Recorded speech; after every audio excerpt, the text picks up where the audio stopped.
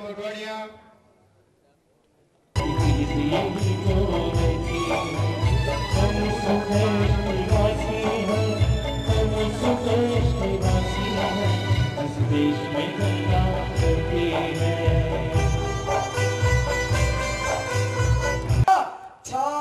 મારી ગાડીમાં આનંદી પટેલ ફરી છે, લાવાને મારી સામે બેસાડો અને આજે જુઓ 10,000 કરોડ રૂપિયાની મિલકત ભેગી કરી છે.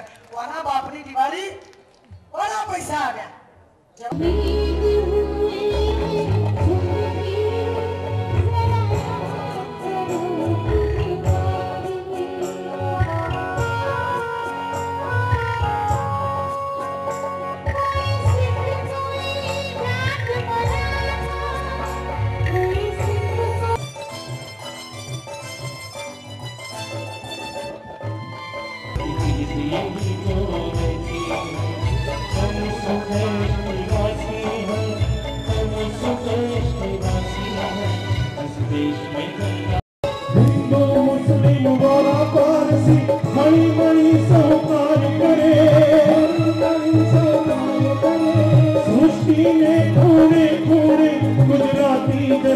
સિદ્ધાર્થભાઈ પટેલ,